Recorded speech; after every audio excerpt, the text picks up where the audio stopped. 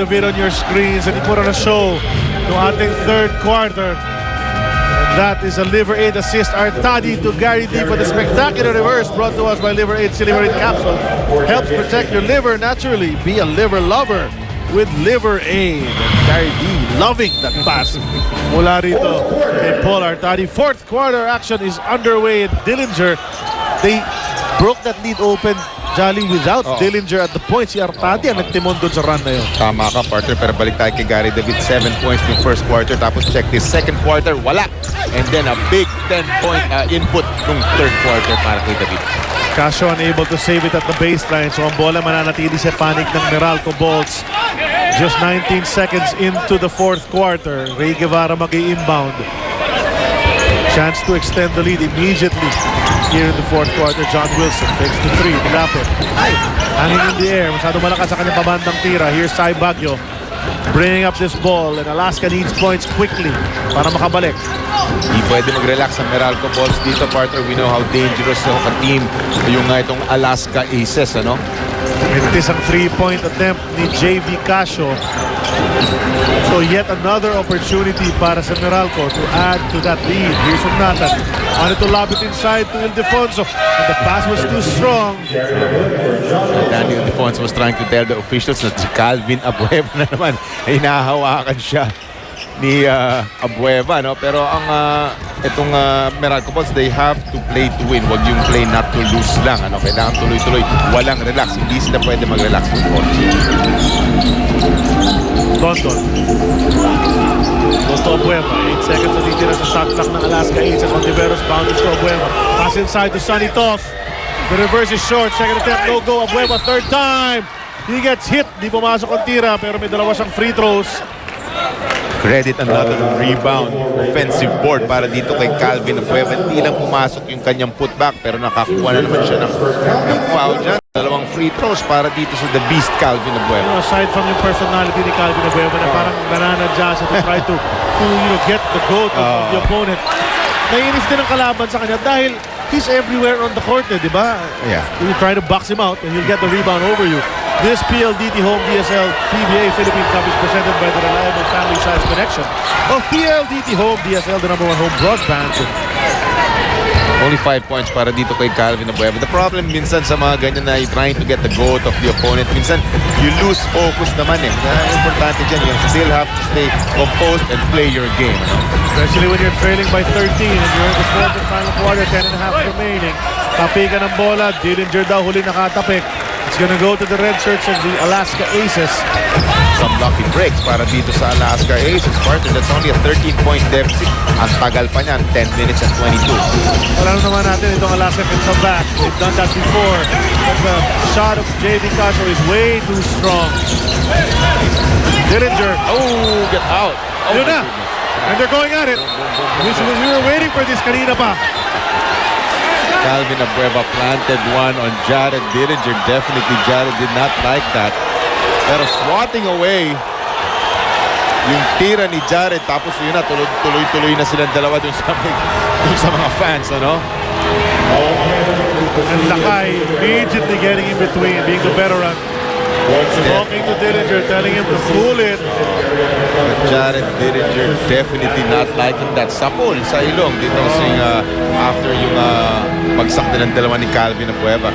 Try to take another look at that, partner. Titignan natin kung ano nangyari dyan. So he's bleeding. They have to control the bleeding bago makatuloy ng laro ito si Jared Dillinger. And he's upset. You can see it. Trying to take another look. That was after the block. So yung momentum, mo, makikita natin yung supalpal, boom, tapos dalawang... Tapos yun, nagkahilaan na, hinila na ni Dillinger. Naliligan pa. Here comes Jared right back. And going in, you know? Going in for the kill, pero was able to control himself. No blows thrown. Right after the block. Ito naman, block. Kita, hindi natin makikita sa angle. Pero doon pa lang sa pool na parang nasundot na yung parting ilong ni Jared Dillinger. Tapos hinila na eh. Hinila na yung jersey all the way into the padding. Alam mo that, I don't know, except for this mga second motion na nangyari, they can call this as a regular foul because it was a good block, tapos tuloy-tuloy lang yung momentum ng kamay dun sa mukha eh. Hindi na ginawa on purpose yun, pero yun na nga, yung second motion na nandun sila, nagkasakalan sila, whatever. I don't know what the officials will do to the second motion sa nangyaring yun, ano? Ito, nagdi-discuss nga ito. Mag-report ng isang referee natin, referee Balaw. Reporting to Noel Zarate, ang ating hardcourt venue announcer, kung anong hatol sa nangyaring, well, I can't even say it was a skirmish. Parang mga daliri. Siyempre, matitigas yung mga daliri itong si Calvin Abueva, went straight to the face. Ito yun eh. There's the right angle. Bam! Yun. Dun pa lang yun. Dun yun. Short tawag. Double technical called on these two gentlemen, Abueva and Dillinger. They cancel each other out. There won't be any free throws taken for that. Ito wala dito eh. This is just the reaction of Jared Dillinger after that. It's a bit scary to see that scene. Yung sumisigaw si Jared Dillinger. Beard and hair and all. Nanggigigil siya eh. Which is to be expected. Both gentlemen of Jolly are staying on the court. Walang papalitan. Yung second motion lang ang yun na nga yung sinasabi mong didn't look good, pero yung actual foul was after that block of Calvin Abueva. It's awesome because they go up to each other, two competitors, nag-high five yung dalawa or low five, Dillinger and Abueva. Tapos magsakalan, no? Dala lang ng ano yun, init na laro. Promotion yan, Dillinger goes to Gary D. Inside to Hugnatan. Ano naman pala? No-hold the entire time. Gumagawa pala ng play ang Meralco Bolts. Bahala, sabi ni Reynel Hugnatan, bahala kayo sa mga kung ano nung ginagawa nyo. I will play basketball. Nakatanggap sa may shaded area. Nice left-handed layup from Reynel. The lead is 15, 67 to 52. Outside shot ni Don Rivero, still no go. And hirap na hirap, makapukol mula sa labas. Ang Alaska Aces, their outside shooting have deserted them here in the second half. They're trailing big here with 9:39 remaining. Pero itong Alaska Aces squad ito, they're not about to throw in the towel. Partner, lalaban pa rin ito. Nice fake from Ildefonso, pero secondary line defense. Sanitos slaps it away. Patrolling those lanes very well. Walang foul. Nice block galing dito kay Sanitos. Pero magpapahingahin muna siya. 5 fouls na. Sorry. May foul ba na tinawag? Walang foul. Pero in his place muna is Gabi Espinas. 5 seconds on that clock. Hugnatan was trapped. Naagaw na ni JV Casio ang bola. So Alaska with a chance to come back. Abueva shovels it over to Baguio, labas kay Casio to the trailing Don Rivero. He had an open 3 but he hesitated dahil nag-miss na siya a while ago. Should not be the case, no? Si Don Rivero siya. Third, errant pass. Nakuha ni Dillinger. On the run na naman si Dillinger. And it bounces off his foot. Sabi ng ating referee, the ball will go back the other way. That's a turnover para sa Meralco Bolts. But the momentum of a Jared Dillinger, nasagasaan niya si JV Casio ng bahagya. Medyo tumalsik si JV that time, pero last touch ang Jared Dillinger. Here's Baguio. Pinutahan dito si Casio. Pupunta kay Espinas. Espinas gusto naman pumofte. Sila kayang kalaban. Abueva in the keyhole. 7 seconds to go. Baguio have it. The drive. Right-handed layup. Para kay Cyrus Baguio. Just a thing of beauty. Cyrus Baguio putting the ball on the floor. Kanina pa niya ginagawa yung layup na yan from the left side. A nice finish from Cyrus Baguio. They've been waiting for him to do something. Only 7 points para kay Cyrus Baguio so far dito sa ating laro. Somebody's got to take up the scoring cudgels. Gary David misses that jump shot. So yan ang mga oportunidad ng Alaska to capitalize and try to come closer. Approaching 8 minutes remaining in the game. Abueva's jumper. In and out. Alam mo, that would have been big dahil Cyrus Baguio basket, tapos Alaska made a stop. Sana basket, sana sila ulit doon. Pero turns out to be a Meralco ball stop. Ito, magkakataon ng Meralco ball sa kanilang hotel. Nata naman, susubukan ng depensa ni Gabi Espinas. Kicks it over to Lakay. Open for that baseline jumper. He loves that, but it rolls out. Tama ka, he has that 15 to 18 foot jumper si Danny Ildefonso, just missed that time. Gabi Espinas saves it over to Casio. Baguio under pressure. Good possession for the Alaska Aces. The kick to Espinas. He takes that jumper, the lefty jumper. That's short. Rebound taken by Dillinger. Hirap na hirap talaga makapuntos itong Alaska Aces. It's just like the rim has been sealed. Just not able to make baskets kung papunta sa kalahati ng ating fourth quarter. No?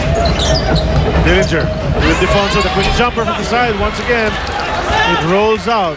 Siniswerte pa ang Alaska. Hindi pumapasok ang tira itong Meralco Bolts. And after they cross the timeline, Coach Luigi Trillo sues for time.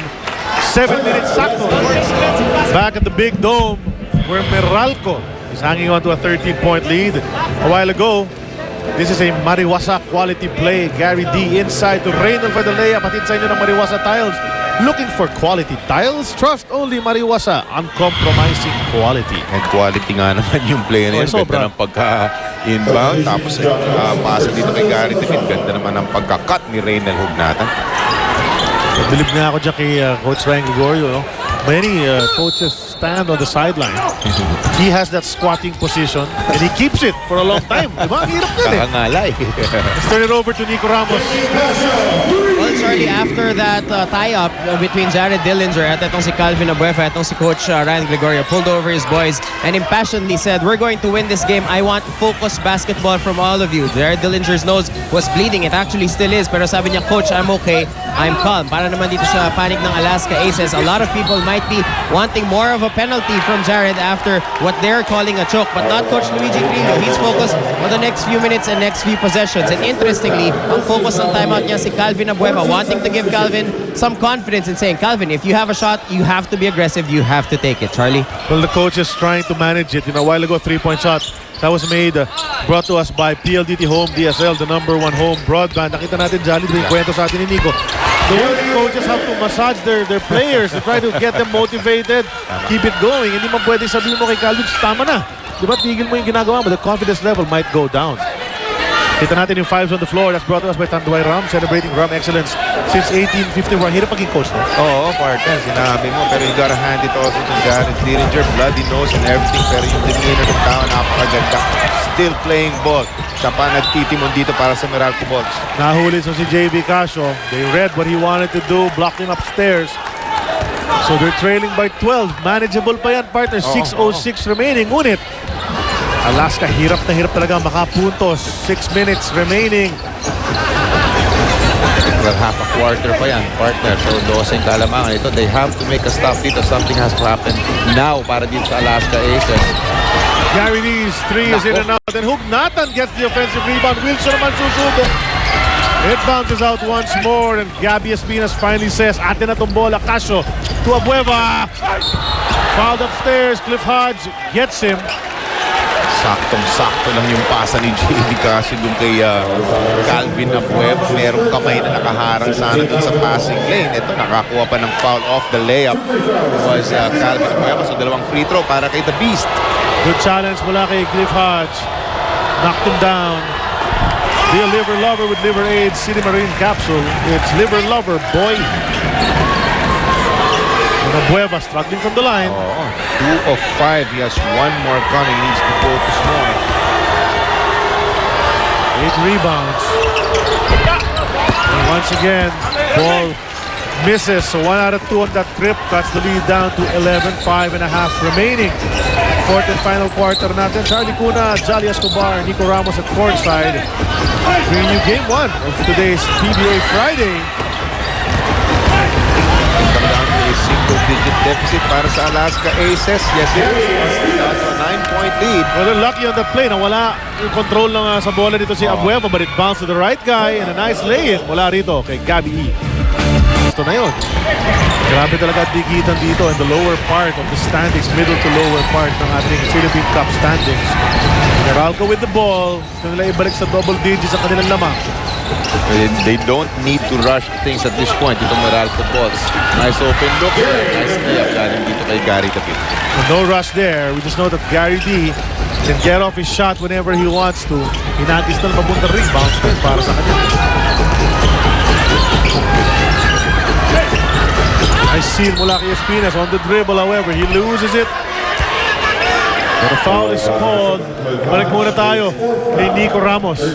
Charlie, Coach Luigi Trillo can't be happy about that last possession ng Meralco Bolts dahil much of his timeout ang pinag-uusapan nila defending Gary David. They're saying that we're in a good position but we have to stop Gary. Let's see if they can do it for the last 4:35. Charlie? Tignan natin, on that play, nakapasok pa. It wasn't just an outside shot like Gary David likes to throw.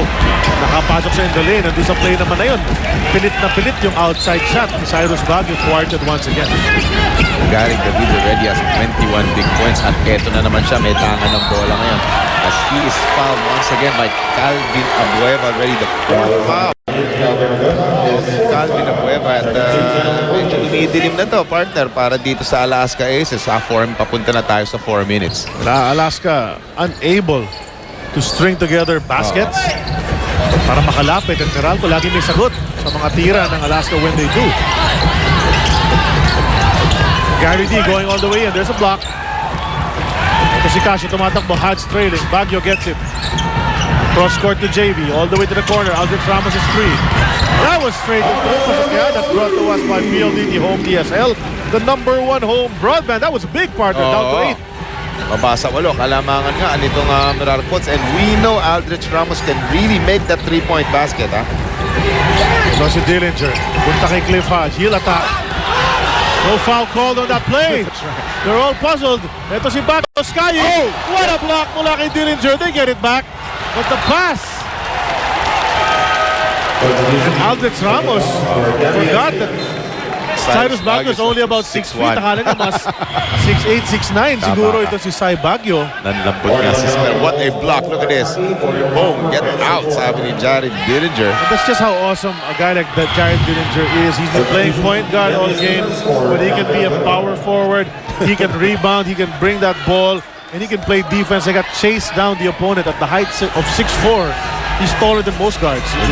Correct. Gary David's providing the points, pero Jared Dillinger is pretty much doing everything para sa kanyang kopanan. Dribbling display pa. Behind the back pa doon sa play na yun. They go to Hodge. Hodge will try to attack. Wanted to pass it over to Wilson. Nakita niya open pero natapik palabas. 7 seconds remaining on their shot clock. Ildefonso comes in. Hodge will sit. This is only a single-digit lead para sa Meralco. So, 8 lang yan, partner. This is only 3 minutes and 14. Pwede pa to para sa Alaska Aces. Good tap out mula kay JV Casio. No time went off the clock. Couple of stops, couple of made baskets for the Aces. Iiba ang complexion ng laro na ito, partner. Nice pick mula kay Ildefonso. Baguio able to tip it away. Will he challenge Dillinger? The nice spin. Another block. And Sonny Toss trying to save it. Espina's unable to hang on to it. And Gary D nakakuha ng bola on that loose ball. And you know, Alaska is trying, but Meralco has just been out hustling them on the plays. Tama ka. Staying with the play was Jared Dillinger. Kala ni Cyrus Baguio makakakuha siya ng basket dun sa paint, pero Jared Dillinger not stopping hanggang makakuha nila yung bola. Again, another nice block galing dito kay Dillinger. 2 minutes and 54 remaining in the game, and 8-point lead lang yan para sa Meralco, pero Alaska hirap na hirap talaga makapuntos. Jared, partner, I think he has 7 or 8 assists, 6 boards. Let's watch it. Yan yung nangyari. Iniwasan na ni Baguio, pero inabot pa rin. challenge pa rin. But it's just a... 2 blocks pa para dito kay Jared Dillinger, no? Laki-laki siya ng height disparity talaga. And then may leaping ability pa si Jared Dillinger. And the stats, 10 points, 6 rebounds, 2 blocks, and a bunch of assists as well. Nakalimutan pa nga natin ilagay yung assist dyan. 7 yan. You gotta hand it to him. Ikaw nga nagsabi, bilib na bilib ka nga kanina. Sabi mo nga, renewed respect or nadagdagan pa respeto mo kay siya pa amidst all those yung mga statistic, yung mga categories na yun, siya pa nagbababa ng bola, di ba? So napakalaki, nakakapagod yan kasi binoball pressure ka, binababa mo yung bola, pero andyan pa rin siya, mapalo pa rin ang Jared Dillinger still in the ball game now. Ito si Gary D comes out to receive. Danny I, naghahanap ng pwedeng pasahan dito, waiting for Gary D to come in. The bounce, jumper from 16, that's short. Rebound, RJ Hasul. Tumatakbo ang red shirts. Baguio, gun shy na, di ba? Yan ang epekto na nangyari. 2 plays in a row. Dillinger was standing there, not even challenging, pero finid din kay Gabby Espinas. Masyado masikip. Actually, oo, tama ka. He had a layup. Same layup. I think he did it twice. Yung mga atake niya, finishing with his right hand. Itong siya, finishing with a strong hand. Itong si Cyrus Baguio opted to drop it kay Gabby Espinas. Walang nangyari para sa kanila. So, wasted opportunities para sa Alaska. Missed opportunities. Ito si Danny Ai. Getting lots of playing time with this new team. Turnaround jumper. Short yan para kay Danny Ai Lakay. Ito si Casio pushing it up. Approaching the last 2-minute mark of this game. Alaska's gotta hurry up. Kung gusto nila makalapit palalo dito, here's Santos. Inside to Espinas. Espinas will take the contact. Walang pito ang ating referee. Gabby Espinas is livid. Galit na galit sa ating referee. Danny Ai just standing his ground that time. Nakataas lang ang kamay niya. May konting contact pero not enough for the officials to call a foul. Here's Jared Dillinger. He makes his move. He's been trying to challenge yung defense ni JV Casio. Much smaller. Kanina first quarter pa natin nakikita yan. They go cross court. David's jumper at the buzzer. And that might be pretty much it. that might be that last nail. Tingnan natin. 125 pa natitira. Ngunit 11 points na muli ang lamang. Gary David, 24 big points para kay El Granada. And the outside shot mula sa Alaska ACES doesn't go, and Meralco once again first to the ball, Jolly. Tama ka. Again, Jared Dillinger part na napakadaming ginagawa. Nothing, we don't want to take anything out of Gary David's game. 24 puntos yan. Pero partner, Jared, meron pa siyang dalawang block. So both sides of the floor naglalaro ang Jared Dillinger. He's the guy making the machine go, di ba? Para sa kanila. Ito, this is a V-Fresh Sigaw ng Bayan brought to us by V-Fresh. Karunungan, kabutihan, kapayapaan, buong bibig sa lamig. Matuwa mga Meralco fans sa tukol sa 3. Ito si Gary D. Giving the Barako Bolts an 11-point lead, partner. And that 3-point shot of Gary D was brought to us by PLDT Home DSL, the #1 home broadband. That stretched the lead to 11 with only 58 seconds remaining. And the ball is with Meralco once again. So, Jolly, mukhang talagang pipigilin na naman ng Meralco ang Elasto from getting back-to-back wins in this conference. Wala na tayong 1 minute dito pa. But we get a steal from RJ Hazul. Hinawakan na lang ni John Wilson to prevent the easy basket para makaset up ng depensa. Just to kill that momentum, di na makakuha ng layup ang Alaska Aces, no? Smart foul. Wala naman, no teams in penalty. Wala na tayong 1 minute. JV Casio trying to get open, kicks it over to Hazul. Good defense from Wilson. They drop it to Sanitos. The layup, tingnan lumabas yun, finally falls for Alaska. And they were struggling for points for such a long time. A timeout is called. 47.3 remaining. And you know, Alaska threatened a couple of times. You know, nung middle and third quarter, humabol sila, Jolly. But Meralco found answers. Went on a run of their own. Diba, nakita natin, pag-umpisa ng second half, the score was 40-32. Naging 40 all eh. Tama, oo. Diba? Then after that, boom, the quick 7-point run. Biglang lumayo na naman, di na nagbitiw. Last 2 games ng Alaska Aces, nabanggit nga natin kanina, January 12, Global Port. January 19, Barako Bull. 2 very tough opponents, especially when those young guys start clicking for Global Port and the veterans click for Barako. Yung sasabihin, old guys. Veterans lang. Veterans, diba? Ito si Coach Luigi, you know, just trying to teach his boys some lessons here in the last 47.3. Hirap naman ang assignment naman ito. Meralco Bolts. Rain or shine on the 15th of January. Tapos, ayan, Junmar Fajardo and the Petron Blaze Boosters on the 18th. By the time, baka nakabalik na si Junmar, di ba? I have a feeling he's going to suit up today. Will he play? That's the big question for the second game, ano? Nag-suit up kasi na siya nung isang araw. He was drafted but didn't get any action in that loss. Naman natalo sila doon sa game na yun last Wednesday. Danny Ai comes in for Cliff Hodge. Natin kalimutan, first nag-double header pa lang ito. May Petron Blaze kontra Global Port, but that's gonna be live on TV5 as well as Action TV. Meralco Bolts, hindi na masyadong kinailangan yung mga heavy scoring ng mga Reynel Hugnata, ng mga Danny Ildefonso. Pero of course, yung mga contributions nila, very important. No? Pero these two guys, itong may hawak ng bola, itong si Jared Dillinger, and of course, yung Gary David. Ano? Napakaganda ng kanilang ginawa for the Meralco Bolts. Here's Dillinger. 3 seconds on the clock.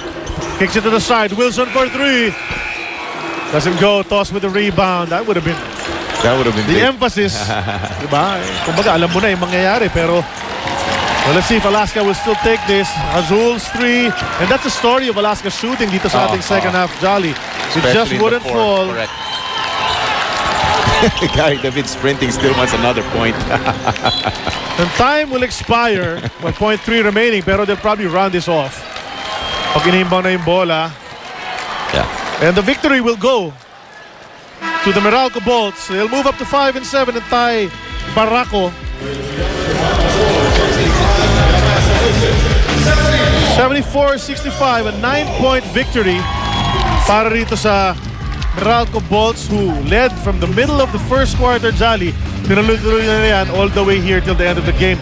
Tinabla ng Alaska early in the third, but then they never gave up that lead again, itong Meralco Bolts. Tama ka, partners. Again, paulit-ulit tayo, pero a really strong start para dito sa Alaska ACES the beginning, di ba? Nakapag-regroup ang Meralco Bolts, and then they never looked back. Pero naka-tie at 40 all, pero yun, tuloy another run by the Meralco Bolts, and since then, they never looked back after that. So Alaska ACES go down in defeat. They've never still won 2 games in a row sa ating Philippine Cup so far. Meralco coming up with a good performance. Gary D, of course, exploding from the outside. Great passing among the Meralco Bolts, big men as well as the guards. At ang ganda ng pinakita nila, sharing the ball to get easy baskets.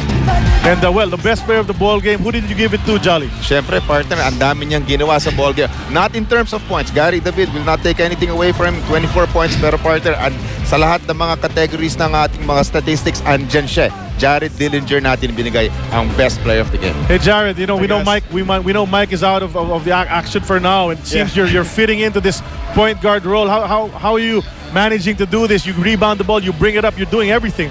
Well, first of all, I just like to thank my teammates. You know, they make it real easy for me out there when I just gotta really just look for the open guy. On top of that, it's just we got some guys out, so you know we got to step up a little bit. If coach needs me to play the 1, then I'll do whatever it takes to get us where we want to be. So I'm just happy we won that game. That was a crazy game. Are you winded, partner? It seems like you did not get tired this entire ball game. You started, you're bringing down the ball, you did everything. How does it feel? Where do you get the motivation to do this, partner? It's just that desire to win. You know, doing whatever it takes to get the win, and that's all that really matters. The stats don't matter. How many minutes you play, whatever it takes, just do whatever it takes to get the win. So Jared, just need to ask you, you had a little skirmish with Calvin Abueva a while ago. What did you say to him? So we just have to. Some emotions are out there, and I just told him to respect the game. And Calvin, you know, hats off to him. He's a hard player. He plays with a lot of intensity and emotion out there. So you know, it's fine. I understand the stakes that are on the line out there, and we're just 2 guys going for the ball. So that's all there is to it on that one. Well, congratulations, Jared, on that win. Congratulations to the Meralco Bolts, and good luck the rest of the way. And that does it for our first game here from the Big Dome, Araneta Coliseum. On behalf of my partner, Jolly Escobar, Nico Ramos at courtside. And my name is Charlie Cuna. Thank you for joining us. Jared Dillinger, the best player. 10 points, 7 rebounds, 7 assists. I want to give a special thanks to the Philex Mining back in Baguio. Thank you guys for supporting us. And to all the PBA fans and the Meralco Bolts fans out there, come support us next game. It's going to be a big win against Rain or Shine. And peace out to my family, Eunice, Haven, mother, father-in-law. I love you guys. Thank you. Great job, Jared. And we'll take it away from here. Natapos ang ating unang laro mula rito sa Big Dome. The next game, huwag niyong kalilimutan, Global Port kontra Petron.